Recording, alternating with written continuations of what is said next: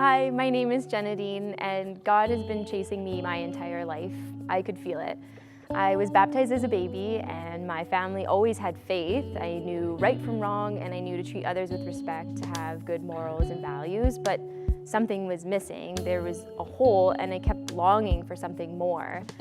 I remember in grade 5 feeling so sad. I attended my first sleepover, and I had an amazing time, but in the morning when my mom picked me up, I felt so alone. It's as if everybody had disappeared and everyone forgot about me. I remember that continued on into my high school years. The highs and lows were so unbearable at times, and I got really good at hiding it so that no one could see how much I was hurting. I continued searching for love, but in all of the wrong places, filling my life with simple pleasures, extracurricular activities, lots of things that people would see as positives. I pretended like everything was perfect, but lived a secret life filled with partying, boys, social media, you name it. If I worked hard enough, I felt like I was in control. Or so I told myself through lies and depression. I became so in control of my life that I stopped needing people, pushing them away before that they could hurt me first. I've hit rock bottom a bunch of times in my life, that feeling of like you can never overcome what you're going through. But this last summer, when I was falling, God reached out and said, "I got you." He began to show me that my life will continue to fall apart if I'm building it on anything other than Him, my rock. So I prayed. It's all that I could do.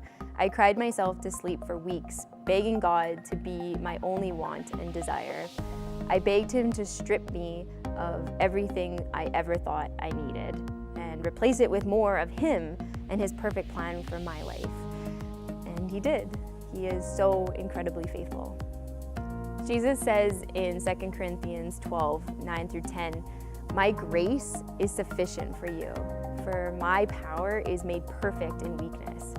Therefore, I will boast all the more gladly of my weaknesses, so that the power of Christ may rest upon me. For when I'm weak, then I'm strong." I used to think my past was worse than most, definitely not one that you share with others. I tried to hide it from my community, my family, my friends. I was allowing shame, guilt, embarrassment, you name it, to stop me from God's unconditional love, that love that I was searching for my entire life.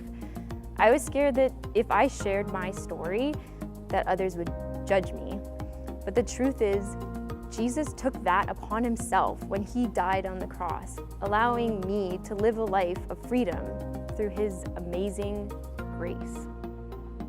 I texted in a question one morning, and Pastor John's response smacked me in the face. He said, "We cannot give what we have not yet received."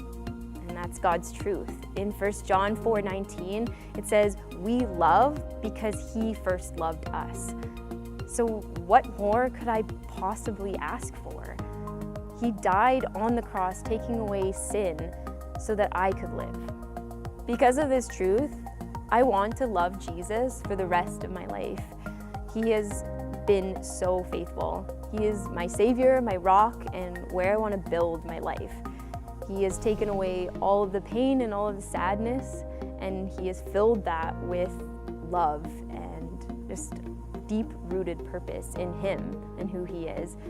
I am constantly reminded of His love for me, the way He chases after me, knowing every thought that I have, every desire, but yet He still continues to love me unconditionally. He has called me by name and called me into His perfect plan. Today, I'm giving up control of my life, putting full trust in God, knowing that He will never leave me.